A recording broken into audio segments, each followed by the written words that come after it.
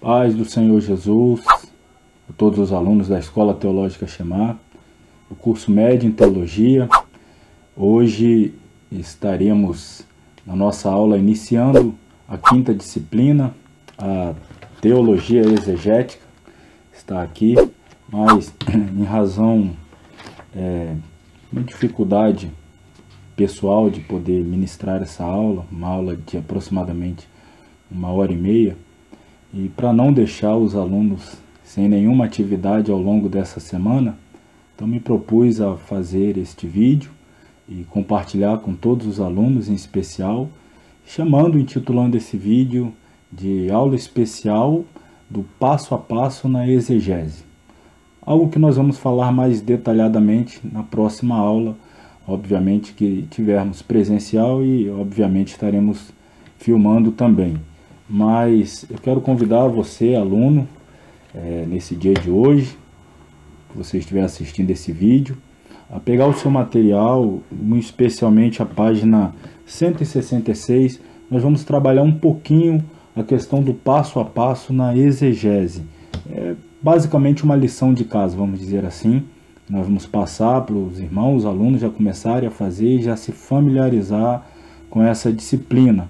E na próxima aula, quando estivermos juntos, repito, nós vamos trabalhar esse sistema de interpretação de texto juntos. Nós vamos trabalhar juntos, provavelmente, o texto do Evangelho do Senhor Jesus Cristo, segundo escreveu João, capítulo 1. Mas hoje eu quero trabalhar com vocês o texto de Filipenses. Filipenses, capítulo 4. Deixa eu separar aqui meus esboços. Estamos aqui basicamente fazendo sem muita edição, então por isso estamos fazendo meio que ao vivo, né, vamos dizer assim. Então Filipenses, capítulo 4, texto conhecido de todos, versículo 13, todos conhecem, né? Isso aí é frase de para-choque de carro, enfim. Posso todas as coisas naquele que me fortalece. Esse é o versículo, Filipenses 4:13. Posso todas as coisas naquele que me fortalece. Se você olhar aí na página 166, o que nós temos aqui no passo a passo da exegese? Em primeiro lugar, a escolha do texto. Apesar de eu ter escolhido apenas um versículo, mas vamos tomá-lo como sendo o texto. E por uma questão óbvia, como está dizendo aqui, antes de começar uma exegese, precisamos ter o texto. E o texto que eu elegi foi Filipenses 4:13. Posso todas as coisas naquele que me fortalece. Depois nós temos a tarefa 2, que é a delimitação da perícope. O que é isso?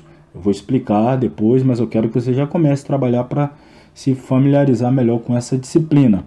Nós precisamos delimitar a área do contexto desse versículo, para não incorrermos no erro crasso de isolarmos o texto do contexto e acabarmos aí fazendo uma tradução ou uma interpretação equivocada. Para fazermos uma correta e coerente interpretação textual, precisamos delimitar a perícope, que é justamente a contextualização do versículo elegido para a nossa interpretação, para a nossa exegese. Feito isso, nós vamos buscar o pano de fundo, é o terceiro passo, né? Estamos tratando do passo a passo na exegese. Pano de fundo, o que é o pano de fundo? Quando foi escrito, não é? Em que ocasião, em que momento, em que circunstância, em que contexto, qual era a realidade do escritor, dos receptores, no caso aqui da igreja lá em Filipos. Então nós temos que entender o pano de fundo em que foi escrito este texto. Em quarto lugar, a autoria, quem foi que escreveu. Vamos fazer uma biografia do autor, entender quem era, onde estava, o tempo de vida, até mesmo a sua maturidade cristã, a sua experiência que ele já tinha desenvolvido no Evangelho. Isso tudo vai nos ajudar a entender a mente do autor e a razão de ter escrito o que escreveu. Quinto passo, destinatário, a datação, né? A data em que foi escrita, então o momento, não apenas do ano em si, mas a data, todas as circunstâncias daquela época, daquela data, a gente precisa entender. Aí vamos ao destinatário, entender os filipenses, quais as lutas, as dificuldades que eles enfrentavam, qual era o contexto da cidade de Filipe, daquela igreja, quais foram as intempéries que o autor enfrentou quando da fundação daquela igreja, quais eram as principais dificuldades daquela igreja, eram morais, eram dificuldades espirituais, eram dificuldades financeiras, eram dificuldades de ordem teológica, ignorância teológica, ou de perseguição, ou, vamos dizer assim, uma dificuldade social, enfim, vamos entender aí o contexto do destinatário. E, por enquanto, nós vamos fazer apenas os 7 passos. Nós vamos entender qual a razão ou o motivo pela qual esta carta foi escrita. Eu gostaria, então, que todos os alunos pudessem trabalhar esse texto. Pegue uma folha de caderno ou uma folha mesmo de A4 e vá anotando esses 7 passos. Faça o melhor que você puder. E na próxima aula que estivermos juntos presencialmente, nós vamos também fazer esse texto. E como eu disse, nós vamos trabalhar o texto do Evangelho de João, capítulo 1. Mas eu quero também ver o que os irmãos, os alunos, puderam descobrir, já começando a dar os primeiros passos. Esses primeiros 7 passos, do passo a passo da exegese. Então, repetindo, você vai buscar aí o texto, a gente já elegeu. Depois nós vamos fazer a delimitação da perícope, que é o contexto. Você vai buscar o pano de fundo em que foi escrito esse texto. Você vai buscar a autoria, a datação, o destinatário e a razão e o motivo da escrita desse texto. Então essa é a lição de casa para que nós possamos trabalhar ao longo da semana.